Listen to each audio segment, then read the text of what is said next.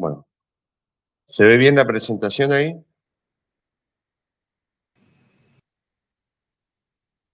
Sí, sí, se ve bien. Bárbaro. Bueno, veamos si corre. Ajá, pero si no corre. Maravilloso.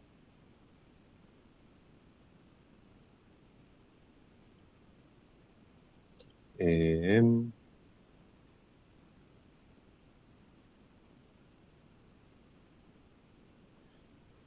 Che, si por H o por B llego a salir del canal, pues voy a intentar a ver cómo hago para que me deje hacer la presentación.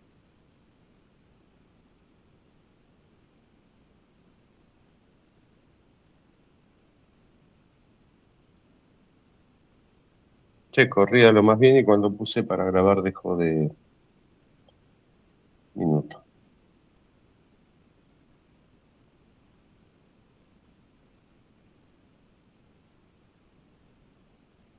Maldición, estaba canchereando que tenía todo cocinado y no. Bueno, salgo y vuelvo a entrar con toda la presentación, ¿sí? Sí, sí, está bien.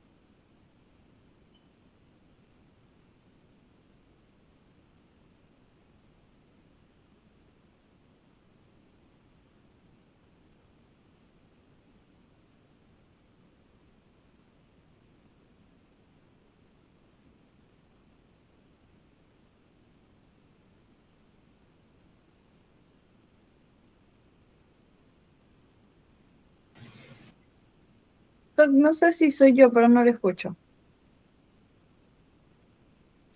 No, no se escucha, Pablo. Ahora sí me escuchan. Sí, sí. Ahora sí. Pucha, Sí, lo sí. que había dicho era tan importante. Bueno. Nada, que la idea es entender más o menos los principios con los que funciona un ecógrafo, como para que también podamos entender qué es lo que vemos y cuáles son los límites de las cosas que podemos hacer.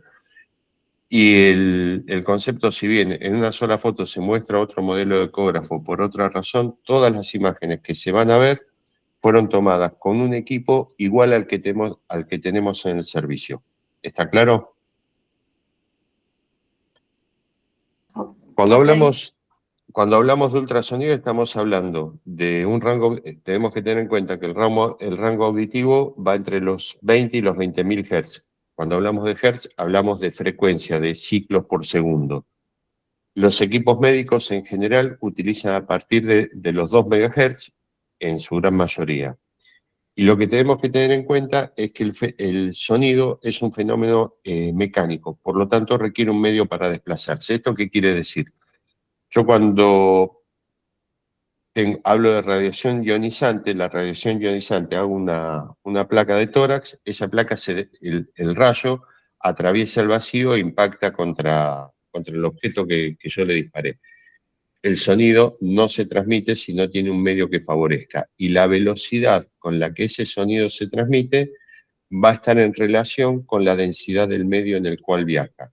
Entonces, si ustedes se fijan, en el aire tiene una velocidad de 343 metros por segundo, que llevado a horas son los 1.200 y pico de kilómetros que nos da la velocidad del sonido, el Mach 1 de los aviones. En el agua se transmite a casi 1.500 metros por segundo, mientras que en el hueso se transmite a 3.500 metros por segundo. Lo que hace el transductor es un fenómeno que se llama tiene un componente que se llaman cristales piezoeléctricos. Lo que hace ese transductor es, ante una descarga estandarizada de energía, un pulso de energía, los cristales vibran y se convierten en sonido. Cuando ese sonido rebota, convierte la onda de sonido en pulsos eléctricos, que el software de la máquina lo convierte en un mapa de bits, que es lo que vemos como imagen. ¿Hasta ahí se entiende? Bien. Sí. Por mí dejen los micrófonos abiertos, si no hay ruido de ambiente, y lo vamos charlando para estar al tanto de cuando me voy al pasto. Esto no es nuevo. Los cristales piezoeléctricos son un descubrimiento del año 1842 aproximadamente. ¿Qué pasaba? Lo que no había era la capacidad de traducir este software. Entonces, las primeras ecografías, que era el modo A, en realidad descomponían la imagen en un gráfico inentendible. Por eso se dejó de usar. A partir de ahí aparece el modo B y luego el modo M, que lo vamos a ver. Tengamos en cuenta, 1840, desarrollo de los cristales piezoeléctricos, 1850 aproximadamente, Doppler analiza el efecto Doppler. Esto se aplicó primero en tecnología militar, en el desarrollo de los radares, y a partir de 1950-1960 empieza a tener aplicación médica. Es decir, en 50 años se avanzó todo esto, en 70. Nada, esto es un gráfico donde muestra las características de la onda de sonido. Nosotros lo que tenemos que tener en cuenta es conocer la frecuencia, que es cuando hablamos de hertz, y saber que esa frecuencia va a estar en relación con el periodo y con la amplitud de onda, y que a mayor amplitud de onda, es decir, más altos los picos y los valles, como la onda se mantiene a una velocidad constante relativamente, va a ser mayor la frecuencia, que las ondas de baja frecuencia tienen periodos largos y amplitudes bajas. ¿Qué pasa cuando esa onda de sonido, ese sonoro, interacciona con los tejidos? Va a interactuar según la densidad de los diferentes tejidos. Y tenemos que tener en cuenta que las distintas capas de tejido están separadas por interfaces. Estas interfaces son las que nos devuelven los ecos que el software reconstruye como imagen. Cada una de esas interfaces puede a su vez tener un efecto sobre el sonido, que es el dejarlo atravesar, el reflejarlo parcialmente, ¿sí?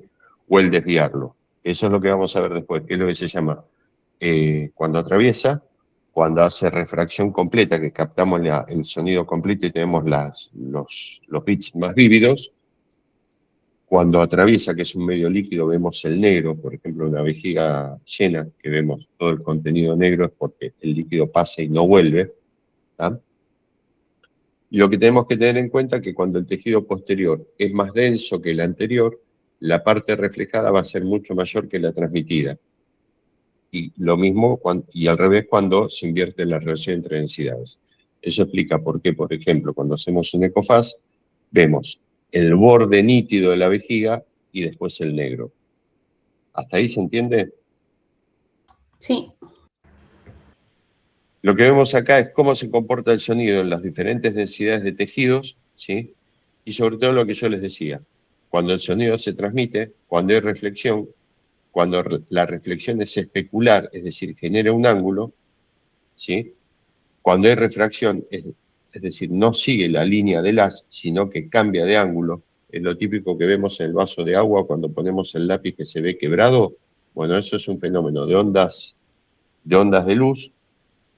Lo mismo hace el sonido.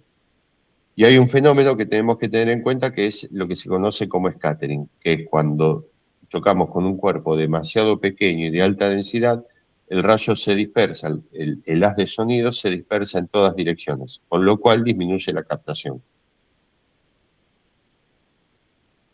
¿Con qué tipos de transductores contamos? Nosotros contamos esencialmente con transductores lineales, que son los de 7 a 15 MHz, los convexos, que son de 2 a 6 MHz, y los phase array o sectoriales, que son de 2 a 4 MHz. Hay lo que algunos llaman el transductor universal, que es el microconvex, que es un punto intermedio entre el convexo y el phase array o focal o sectorial, pero se usa más en pediatría. Esto lo nombraban como transductor universal en los protocolos de ecografía pulmonar cuando Liechtenstein desarrolla el protocolo Blue, que lo va a dar después Matías. Y después hay transductores específicamente diseñados como el palo de coque, que se usa mucho en pediatría, que es un lineal con una sección muy pequeña. Los intracavitarios, que son los que se usan mucho en ginecología o en ecografía transvaginal o transestática. Los transesofágicos, que trabajan con frecuencias relativamente bajas de 3 a 7 MHz, y algunos para usos especiales con frecuencias mayores a 50 MHz que se utilizan sobre todo para uso endovascular o dermatológico. Lo que tenemos que tener en cuenta es que cuanta mayor es la frecuencia del sonido, ¿sí?, menor es la penetración. Con lo cual, cuando nosotros usamos transductores como el lineal, lo que vamos a ver con cierta fiabilidad son los primeros 4 a 6 centímetros de tejido. Como contrapartida son los que tienen mejor definición de imagen, porque al tener mayor frecuencia, la repetición de pulsos y la lectura del aparato es mucho más rápida, pero no tenemos penetración. Básicamente lo que tenemos que pensar en esto es si nosotros dejamos de ver el aparato, todo el juego de ecografía se resume en un tipo que le grita a una pared, ¿sí? Es decir, es un tipo que le pegan un cachetazo, que es el impulso eléctrico, le grita a la pared le devuelve el eco, ¿sí?, le devuelve su grito, y cuando el tipo recibe el eco, pega nuevamente, le pega la mano que lo pegó y se convierte en imagen. Entonces, ¿qué tenemos acá? ¿Qué tenemos que manejar siempre? ¿Con qué frecuencia trabaja el que genera el impulso? ¿Sí? ¿Qué tan fuerte grita el tipo, que es la potencia del equipo? ¿Y qué tan abierto tiene los oídos, que es la ganancia del equipo? ¿Se entiende la analogía? Sí, sí. Bárbaro. Cada uno de los transductores nos van a dar imágenes específicas. Si ustedes ven el curvo, que es el que utilizamos generalmente para abdomen o para exploraciones generales, que habíamos dicho que tiene de 2 a 5 MHz, nos va a dar un haz divergente,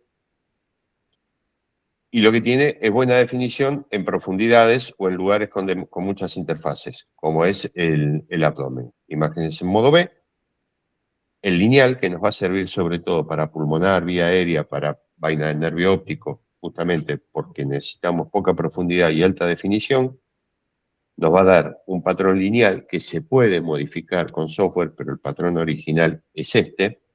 Y cuando nosotros vemos en modo B, lo que vamos a analizar es el movimiento, la relación de movimiento de las distintas capas de tejido, ¿sí? Y las vamos a analizar, después vamos a ver, marco una línea, siempre sobre esa línea del cursor, y sobre esa línea tomamos las medidas.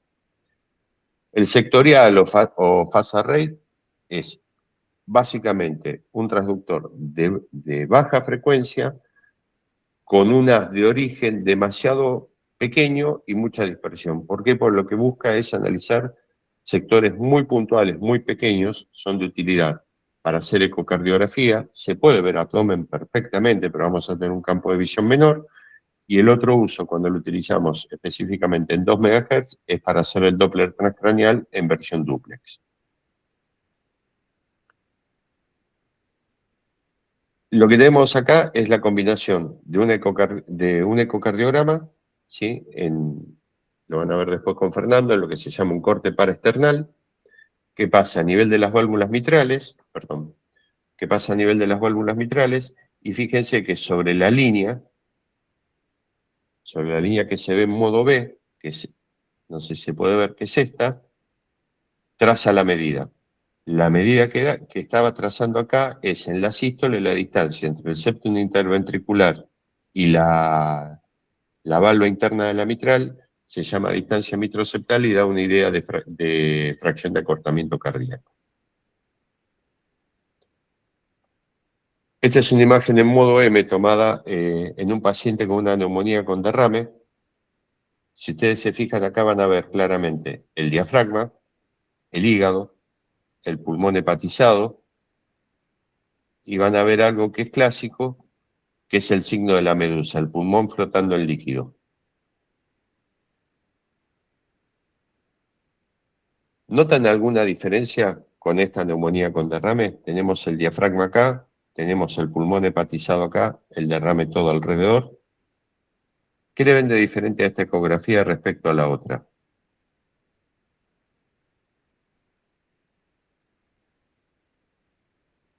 Son las sinequias. Fíjense que el derrame se está empezando a organizar, se ve como cierto debris. Sí, el otro podía ser un derrame paraneumónico tranquilamente, pero cuando yo empiezo a tener tabiques en el tejido o empiezo a tener como cierto brillo que es, me representa cúmulos de leucocitos, que es lo que se llama debris, estamos hablando de que esto ya es un empiema. Si ustedes miran al costado, tienen una escala numérica. Esta escala está en centímetros y me habla de la profundidad. Y fíjense que acá tengo como una flecha. ¿Se llega a ver? Sí. Esa flecha es lo que se llama foco. ¿Qué quiere decir? Es, dentro de todo el ruido que el aparato está escuchando, le está prestando especial atención al ruido que se genera en esta línea de profundidad. ¿Tá? Entonces, las imágenes que yo tenga acá, en esta línea, las va a reconstruir con especial atención. ¿Para qué sirve esto? Cuando yo quiero mejorar la imagen en algún sector, trato de colocar el foco del equipo en el lugar donde me interesa ver y no dejar el foco por ahí, acá, que no me interesa ver celular subcutáneo del paciente. Acá tenemos otra imagen, fíjense, no tengo derrame, pero tengo una solución de continuidad en la pleura visceral, con alteraciones del parénquima. Esta era una neumonía retrodiafragmática que no aparecía en las placas del paciente. Si ustedes miran acá, el equipo nos da la posibilidad de colocar lo que se llama marca de cuerpo, que es marcar con el equipo qué sectores estamos ecografiando. Cuando se ve la imagen, tiene una mejor interpretación de lo que se está viendo. Acá tenemos otra neumonía, fíjense, bien retrodiafragmática, bien pegada al diafragma. Esto no suele verse en las placas. Y esto a su vez nos brinda una posibilidad. Si ustedes ven el diafragma, si yo acá le pongo modo M, voy a ver cómo el diafragma se engrosa y se angosta en cada movimiento respiratorio. La variación entre un movimiento respiratorio y el otro, de cuando el diafragma se engrosa y el diafragma se elonga y se torna más finito, es lo que se llama fracción de acortamiento diafragmático y me da una idea de funcionalidad respiratoria del paciente. ¿Cuáles son los modos de imagen que tenemos con estos pacientes? El modo M, que es el más común que hacemos, que es el modo brillo, la reconstrucción de la imagen bidimensional, está compuesto, lo que les decía, por píxeles que la identidad va a estar relacionada con la intensidad del eco y la ubicación en el espacio. Mientras que el modo M nos descompone todo esto en una línea y lo que analiza es el movimiento de estructuras a lo largo del eje del ultrasonido sobre un eje de tiempo. La otra capacidad que tiene de análisis el aparato es el modo Doppler. El modo Doppler, ¿alguna vez estuvieron parados al costado de una ruta o al costado de la autopista y ven cómo cambia el sonido del auto que se acerca y se aleja, que se torna más agudo cuando está cerca y empieza a ser nuevamente grave a medida que se aleja? Eso es lo que se llama efecto Doppler. Lo que hace el ecógrafo cuando nosotros ponemos el modo Doppler es analizar la velocidad con la que se acercan y se alejan los eritrocitos que los toma como elemento refractante. Ventajas y riesgos de la ecografía. Tenemos la ventaja de que es libre de radiaciones ionizantes, que permite cortes en el mismo estudio en los tres planos, tanto sagital como coronal como transverso, que es dinámico, ¿sí? Más allá de la contra de ser operador dependiente, que es dinámico, que lo podemos repetir tantas veces como sea necesario, que el equipo es desplazable, que si bien el equipo tiene un costo comparado con el costo de un equipo de rayos es mucho menor, y la práctica del estudio en sí misma tiene un costo mucho menor que el que tiene cualquier radiografía. ¿Cuáles son los riesgos? Dijimos que el sonido se comporta como una onda mecánica que impacta contra tejidos. Por lo tanto, como toda onda mecánica que choca contra un tejido, puede generar burbujas, que es la posibilidad de lo que se llama cavitación. y como toda descarga de energía que interactúa contra otra, tiene una liberación de energía. Esa liberación de energía se va a expresar como aumento de la temperatura. Ustedes van a ver en la pantalla, cuando hacen una ecografía chiquitito arriba, figura IM, que es índice mecánico, que es lo que se llama, lo que nos mide la posibilidad de cavitación, y otro que van a ver IT o TI, o que es el índice térmico. Lo ideal es que esos valores se mantengan siempre por debajo de 1,2, 1,4. Lo cierto es que muchas veces lo hemos pasado y no hemos podido constatar lesiones ni nada por el estilo, pero las normas recomiendan que no se exceda el 1,2, 1,4. ¿Qué es el efecto Doppler? Es lo que les decía, es el cambio de frecuencia que percibe un observador con respecto a la frecuencia emitida por una fuente de ondas sonoras debida a la velocidad relativa entre ambas. Yo estoy quieto, el auto se acerca. La proporción de cambio en la frecuencia percibida va a estar en relación a la velocidad con la que se mueve el auto. Christian Doppler desarrolla en el siglo XIX la ecuación, y esa ecuación aplicada es Pablo, lo que nos permite el Doppler. se te salió de modo presentación. Se congeló la imagen en la primera presentación, Pablo. Ahí está. Ajá. ¿Ahí? ¿Ahí volvió? Sí, sí. Bárbaro. Entonces, déjame ver hasta dónde. ¿Qué es importante cuando hacemos un Doppler? Que el ángulo con el cual nosotros insonamos nuestro objeto de estudio no sea mayor a 60 grados. En los equipos tradicionales esto tenía una dificultad, teníamos que estar midiendo el ángulo. En los equipos actuales, como ya vamos a ver, tenemos un software que nos permite variar el ángulo de insonación. Básicamente es eso. Lo que va a analizar el equipo es el sector que nosotros insonemos, pero que a su vez esté contenido dentro de la caja. ¿Se ubican cuando hacen Doppler, que se ve como una caja amarilla? Un recuadro amarillo. Es lo que se llama ROI, o región de interés, o cajón. Ese ROI nosotros le podemos modificar la forma y el tamaño, la forma como se usan transductores lineales, pero con el resto de los transductores podemos manejar, modificar el tamaño y desplazarlo a lo largo del campo de estudio. ¿Qué tenemos que tener en cuenta? Que cuanto más grande sea el cajón que utilizamos, mayor es el área de estudio, mayor es la cantidad de información que procesa el equipo, menor va a ser la fidelidad del examen. ¿Ahí se ve? ¿Se ven las imágenes ahí? Sí, sí, se ve bien. Bárbaro. Esto es un Doppler común, simple, aplicado a un Doppler transcranial.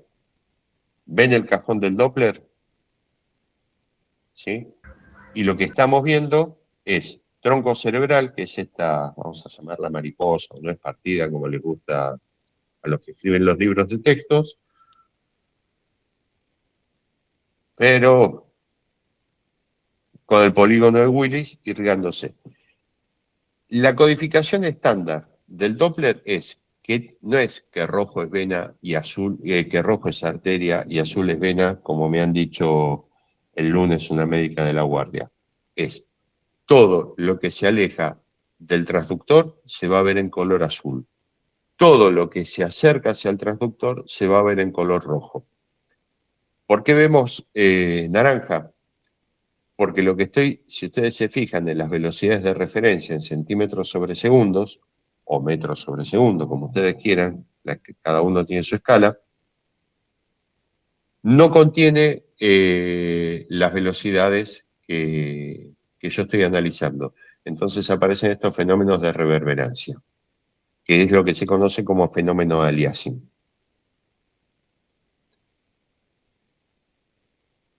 ¿Qué posibilidades de medición o qué modos de Doppler contamos? Contamos con el Doppler pulsado y el Doppler continuo en primera medida. El Doppler pulsado son básicamente lo mismo, miden lo mismo, pero la diferencia es que en el pulsado el transductor manda un tren de pulsos y queda en espera hasta que esos pulsos rebotan y los puede escuchar. ¿Ah? Esto es, le grito al referee y hasta que no toca pito me quedo esperando a ver qué hace. La ventaja que tiene esto, que como yo estoy esperando la respuesta y sé la velocidad a la que viaja mi grito, yo en la medición del tiempo puedo tener un cálculo de la distancia a la que está el blanco de mi sonido. Esto se usa mucho en el Doppler transcraneal ciego, cuando yo para ver una arteria tengo que programar también la profundidad a la que espero encontrar esta arteria. En los equipos que usamos nosotros, como estamos usando modos duplex y combinándolo con modo B, la verdad que la profundidad la medimos directamente por la línea del modo B y es mucho más fácil. La escala, es decir, la gama de velocidades que nosotros vamos a medir, tiene un límite con el Doppler pulsado que oscila entre el 1,5 y los 2 metros por segundo. ¿Y cómo vamos a ajustar eso? Ajustando el PRF, que es la frecuencia de repetición de pulsos. Es qué tan seguido y qué tantos gritos le pego a ese órgano. Cuando yo hago un Doppler continuo, ese transductor tiene una parte de los cristales que está gritando y la otra parte que está esperando la respuesta. El transductor en el mismo momento cumple las dos funciones. Esto le impide medir distancias, pero le permite medir velocidades mucho más altas. Por eso, cuando yo tengo que medir por ahí, en un Doppler transcraneal o un vaso periférico, donde manejo velocidades relativamente bajas, uso un Doppler pulsado, pero cuando tengo que medir una velocidad transvalvular, como cuando quiero evaluar una probable hipertensión pulmonar o una función mitral, voy a utilizar un Doppler continuo. ¿Por qué? Porque esas velocidades habitualmente superan los 2 metros por segundo. ¿Se entiende hasta ahí? Otra de las características del Doppler es que el equipo nos permite escuchar el sonido de lo que estamos viendo. Esto es importante porque nos va a dar idea mucho más rápido de la velocidad y cuando hacemos, sobre todo el craneal, el Doppler transcraneal, nos va a ayudar a identificar las arterias. ¿Por qué? Porque la cerebral media, por su mayor velocidad, es la que va a tener el sonido más agudo, a diferencia de la luego le va a seguir la cerebral anterior y finalmente con un sonido mucho más grave, la cerebral posterior. Esta es una imagen de una cerebral media en el punto donde se bifurca para dar la cerebral anterior. Por eso tengo una onda positiva que va directamente hacia el transductor de la cerebral media y en la bifurcación que se empieza a alejar tengo la imagen negativa de la cerebral anterior.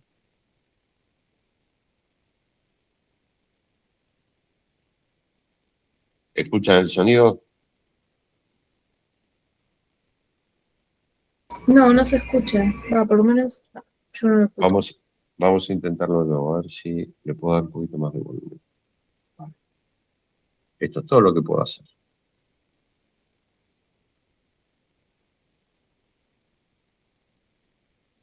¿Ahí se llegó a escuchar? No. Bueno, hace wow, wow, wow. Yo les cuento.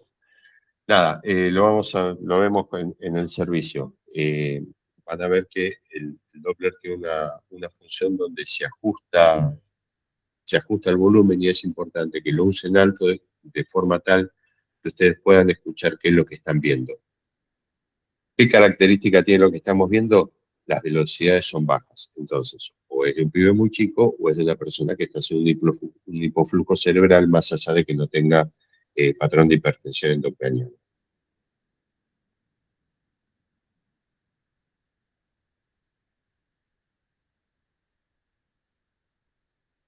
Fíjense en este gráfico de un paciente que tiene velocidades altas, probablemente haya sido un vasoespasmo o tal vez una hipertensión endocraniana por cómo cae la diástole. Eso lo van a ver después con Guadalupe, Deya y Pablo. Pero ¿alcanzan a ver arriba que aparece la imagen que me corta acá abajo? ¿Se llega a ver? Sí. Bueno, esos son dos efectos que tenemos que evitar. Uno es en qué punto fijamos la línea de base, es decir, cuál es la línea cero desde la cual medimos. El problema es que si yo subo la línea de base, estos picos me van a aparecer acá abajo. Entonces voy a tener lo que se llama un fenómeno de aliasing. Ese fenómeno de aliasing es, ¿por qué? Porque se dice que la velocidad, la escala de velocidades que yo tengo que usar para convertir una onda de sonido a una señal digital y viceversa, tiene que ser como mínimo el doble de la frecuencia que yo espero convertir, para evitar justamente que se me vaya. Es decir, si yo hubiera querido evitar este fenómeno, tendría que haber llevado esta escala por lo menos a 200. Me hubiera dado imágenes más bajas, pero sin fenómeno de aliasing. ¿Qué es lo importante de eso? Evitar errores diagnósticos. ¿Por qué se ve llovida esta imagen? Porque lo que tiene es una sobrecarga de ganancia. Estoy abriendo demasiado los oídos y estoy escuchando todo este ruido que no me interesaba escuchar. En realidad no es una buena imagen.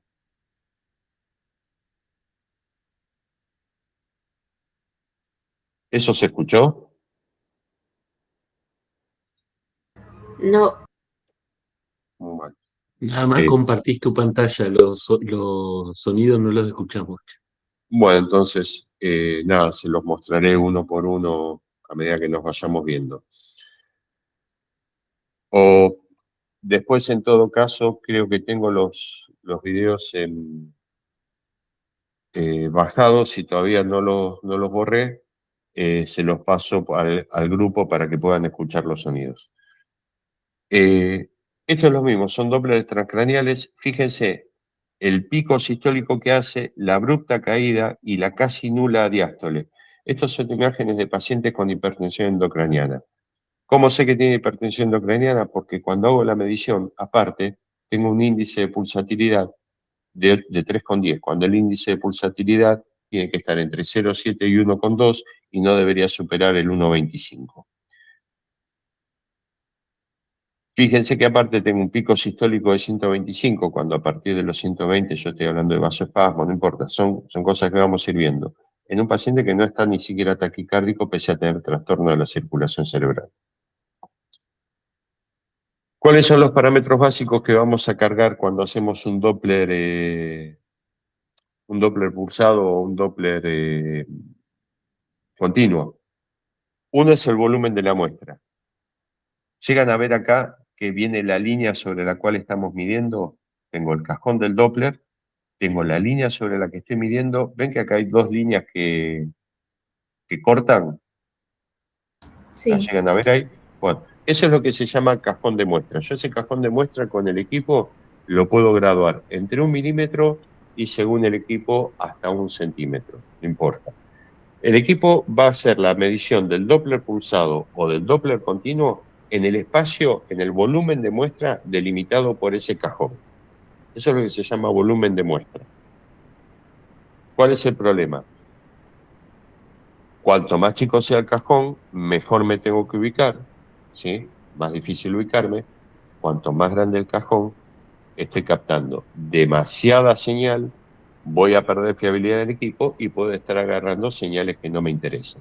Entonces, tengo que optimizar para lo que sea mi práctica o para lo que estandarice cada grupo de trabajo, cuál es el volumen de muestra que voy a utilizar, teniendo en cuenta que como los vasos tienen flujo laminar y la velocidad en el centro del vaso siempre va a ser mayor a la de la periferia, tengo que tratar de tomar la velocidad óptima, es decir, ubicarme en el centro de ese vaso. Voy a ajustar la escala de velocidades modificando el PRF. A mayor PRF, mayor velocidad de picos voy a tomar, es decir, voy a ampliar más la escala, ¿sí? Y tenemos que tener en cuenta que cuanto más profundo sea el objeto, más bajo debe ser el PRF. ¿Por qué? Porque tenemos que captar velocidades más lentas, ¿sí? Y tener en cuenta tratar de evitar el fenómeno de aliasing, que es lo que le mostraba. Y lo que muestra ahí, lo que desarrolla ahí son los dos principios básicos. Las dos leyes que rigen la aparición del aliasing son la ley de Nikic, que es esta cuestión de que la tasa de muestreo tiene que ser al menos el doble de la frecuencia máxima que yo estoy estudiando para evitar que me aparezca el aliasing. Y el teorema de Shannon, ahí me comí la H, que dice que siempre que la energía esté dentro de la capacidad del canal va a haber forma de codificarlo. En realidad son complementarios y dicen con distintas palabras lo mismo, pero cada uno quiso pasar a la historia por su lado. Los dos modos de Doppler que nos quedan ver es el Doppler tisular. El Doppler tisular es esencialmente un Doppler de pulsado, ¿sí? Con la diferencia que trabaja con una escala muy, muy baja. Esto que nos permite analizar velocidades sumamente bajas, como son las del movimiento del tejido cardíaco. ¿Para qué nos sirve esto? Para hacer justamente algunas mediciones en cardiología que no son, en el POCUS cardíaco, que no son de utilidad, sobre todo cuando tenemos mala ventana y no podemos identificar bien las cavidades. Si yo puedo identificar los espacios perivalvulares, me coloco sobre el músculo papilar, mido la velocidad y la curva de velocidad, me va a dar idea de función sistólica y diastólica.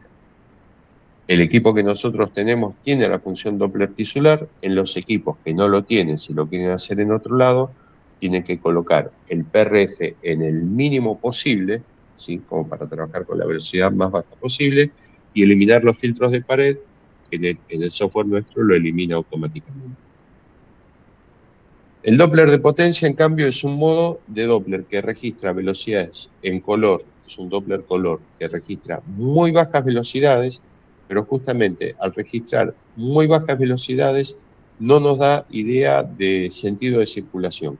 Simplemente va a marcar que hay un flujo con tal o cual velocidad, y esas velocidades van a estar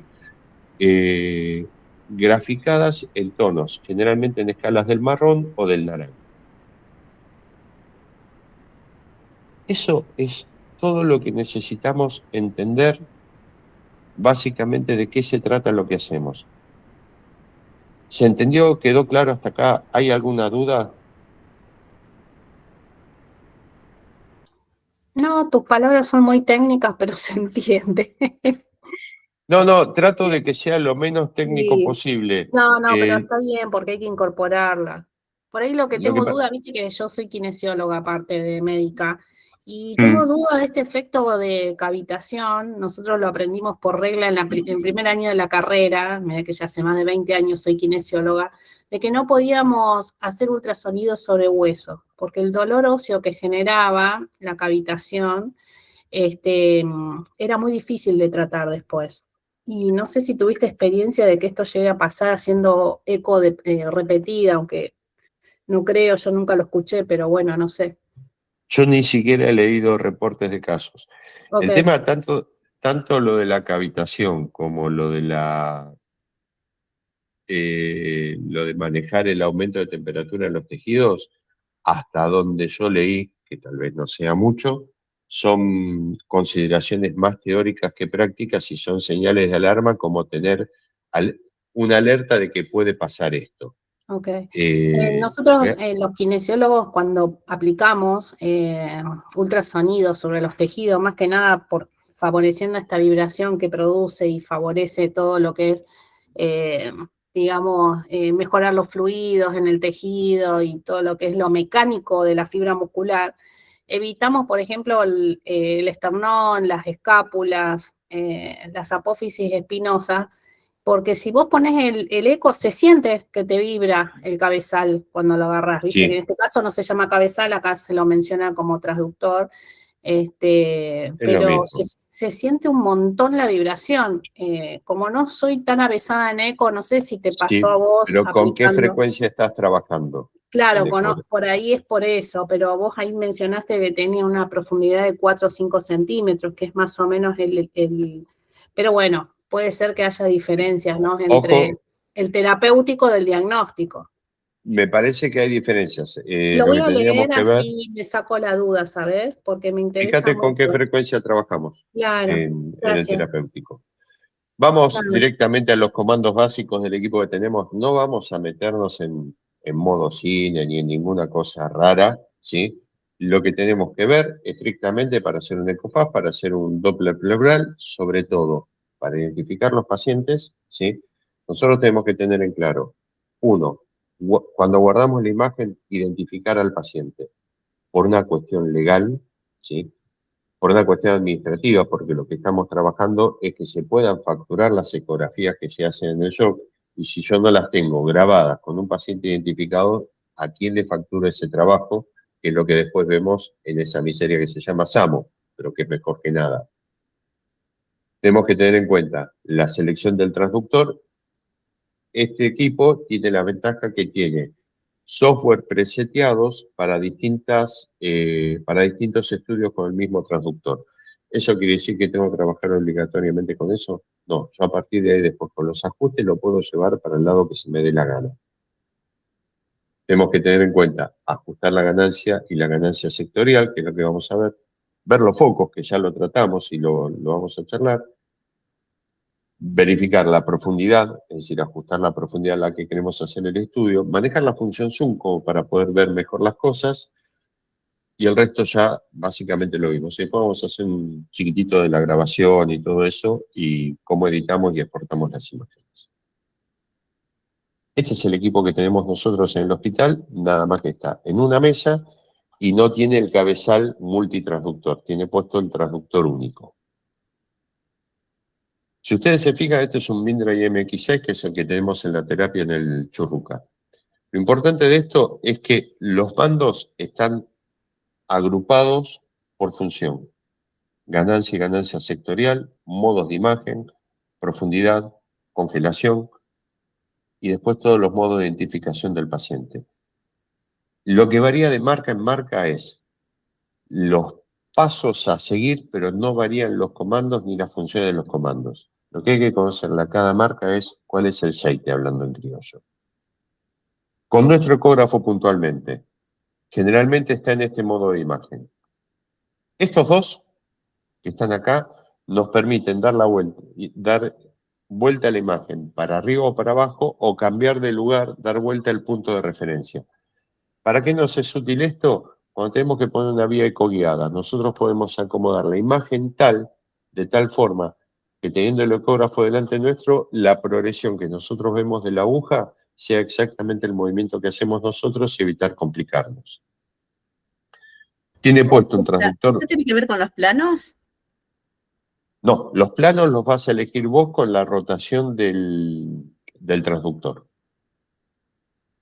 Perfecto. El plano de, lo que podríamos decir el plano de corte, ¿tá? Vos vas a hacer un corte longitudinal, un corte transversal o un parasagital según como vos vayas girando el transductor, ¿tá? Fíjense, acuérdense en la pantalla, después la vamos a ver, que tiene en nuestro equipo una marquita verde. Esa marquita verde coincide con el lado que tiene el transductor la marca de referencia. Entonces, yo cuando doy vuelta a la imagen, tanto en forma lateral como en forma vertical, lo que estoy acomodándome es el punto de referencia para que a mí me resulte más fácil ubicarme espacialmente. Estos botones, vamos a olvidarnos, salvo este que es el que nos habilita para poder hacer algún comentario o escribir algún texto sobre la imagen. Y este botón, que después lo vamos a ver, nos abre una serie de ideogramas del cuerpo humano y nosotros podemos marcar en qué lugar se hizo la ecografía. Cuando coloco el transductor, automáticamente me da a elegir qué software quiero usar. Cardíaco, cardíaco pediátrico, Doppler transcranial o abdominal con fase array. Selecciono la frecuencia que voy a usar, que generalmente viene elegida por defecto, ¿sí? Si yo quiero tener más definición y no necesito profundidad, le puedo subir la frecuencia, y si necesito más profundidad y menos definición, puedo bajar la frecuencia. Lo que tenemos que tener en cuenta es que cuando hacemos Doppler transcranial, el estándar con el que vamos a tomar todas las medidas es 2 MHz. Tenemos que verificar que el transductor siempre esté en 2 MHz. Nuestro ecógrafo tiene, que está guardado en la valija, los cables para electrocardiograma, tiene la conexión y tiene el módulo, y yo lo activo y lo desactivo desde este botón. A los fines que lo usamos nosotros no tiene mucho sentido, pero si en algún momento uno quiere tener una imagen donde se sincronice con el electro y presentar algún trabajo, sabe que tiene el medio disponible. ¿Qué es importante acá? Voy a la pantalla de inicio, selecciono el paciente y lo identifico antes de empezar el estudio en la medida de lo posible. Puedo poner nombre, apellido, número de documento, puedo ir directamente a la edad, a la fecha de nacimiento, el género, el aparato es binario, identifica hombre o mujer, y fíjense esa pestaña que se abre, me da la posibilidad de cargar datos extras que pueden ser de utilidad o para general, o para cardio, o para urología. Ginecología, en obstetricia me va a pedir fecha de última menstruación, todo, para hacer los cálculos de edad gestacional. En cardio me va a pedir presión y superficie corporal para ya hacer los cálculos de índice cardíaco cuando hago el BTI.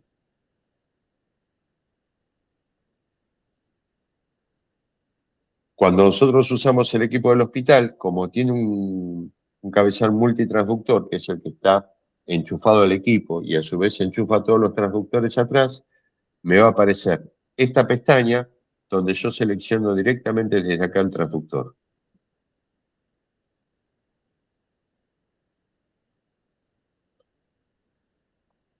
Bueno, ya se me acabó. ¿Ven acá la marca de referencia? Va a estar estándar. No sé si se llega a ver. ¿Ven ahí la marca? Va a Sí, sí, aparecer se ve. siempre. Cuando yo giro la pantalla en forma lateral, la marca va a pasar de este lado, por lo tanto se me va a invertir el transductor, y si yo la giro en vertical, la imagen me va a aparecer el cono orientado hacia arriba. Si yo estoy haciendo la colocación de una vía central y tengo, como debería tener, el equipo frente a mí me conviene que quede de forma tal que mi derecha sea la derecha de la pantalla y que la progresión de la aguja me quede hacia arriba. ¿Por qué? Porque me va a ser mucho más fácil hacer el ideograma de cómo está progresando la aguja y hacia dónde la estoy dirigiendo.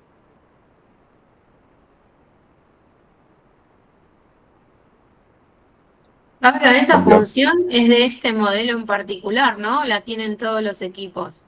No, todos los equipos tienen la posibilidad de cambiar. Lo que te cambia es por ahí la ubicación del botón.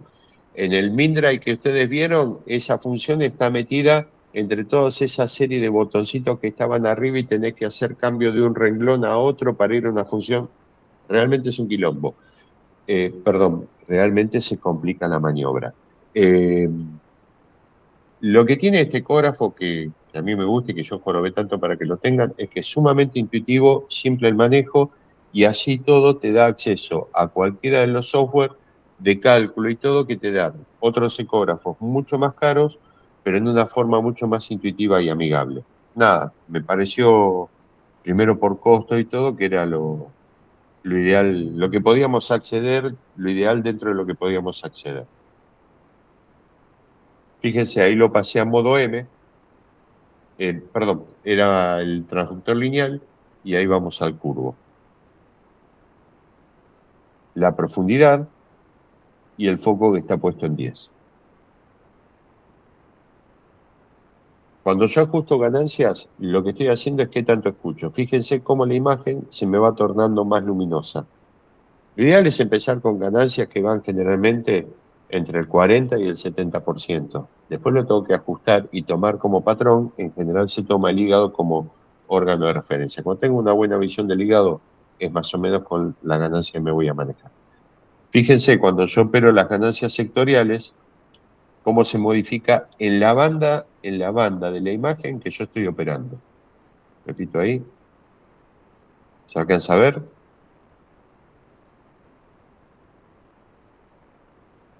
Lo tornan o con mayor ganancia o con menor ganancia en ese espacio focal. Cada uno tiene su forma de manejarlo. Yo lo que trato de hacer es tener todas las perillas en el centro, ajustar la ganancia macro con el comando central y luego en el punto que más me interesa voy con la ganancia sectorial y ajusto como a mí más me facilita el procedimiento la ganancia sectorial.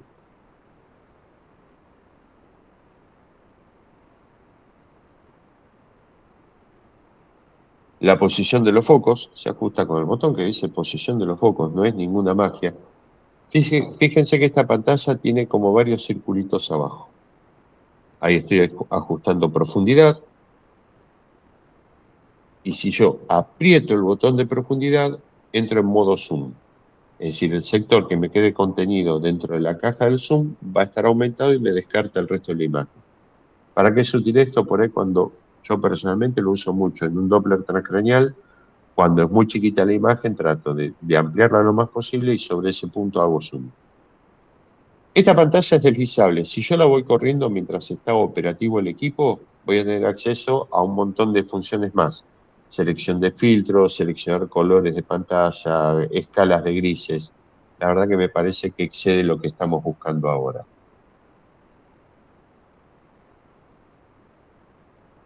Dijimos, control de profundidad y zoom, control de rotación, congelación de la imagen. Tratemos de que el equipo, cuando no está en uso, como siempre lo tenemos prendido, esté congelado, porque si no está continuamente el cristal piezoeléctrico trabajando y eso lleva a un agotamiento temprano del equipo.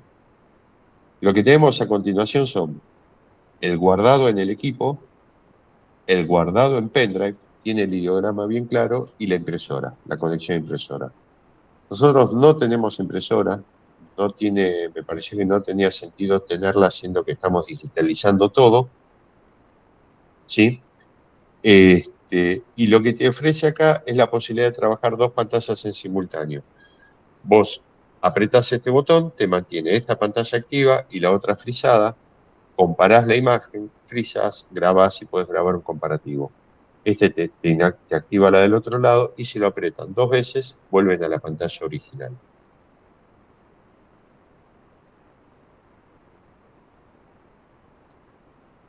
Fíjense acá, tengo el cajón del Doppler pulsado. Fíjense esta línea. Esta línea es la corrección de software.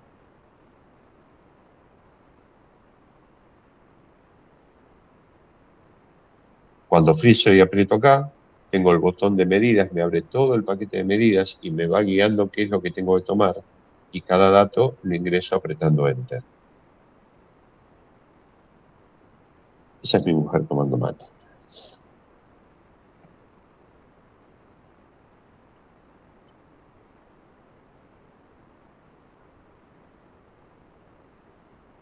Imagen dual, para poder comparar.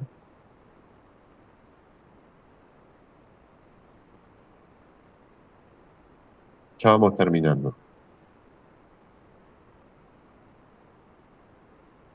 Imagen dual del otro lado, básicamente lo mismo. Frisamos nuevamente la imagen y creo que acá vamos a utilizar, si mal no recuerdo, entrar datos para medir, abro el paquete de medición, fíjense, tengo las distintas variables a medir, las voy ingresando y confirmando. Si yo guardo la imagen frisada, lo que voy a tener es una foto. Si yo grabo la imagen mientras está en movimiento, voy a tener un video de aproximadamente 10 a 15 segundos. Ventaja, visión dinámica. La ventaja que tiene la foto en la imagen frisada es que nuestro equipo tiene una antena de Bluetooth, nos permite transmitir solo fotografías, no videos, al teléfono y nosotros el teléfono lo podemos pasar y subir a la historia clínica. Si queremos pasar videos, hay que pasarlo con un pendrive que se conecta en el USB y se pasan al USB.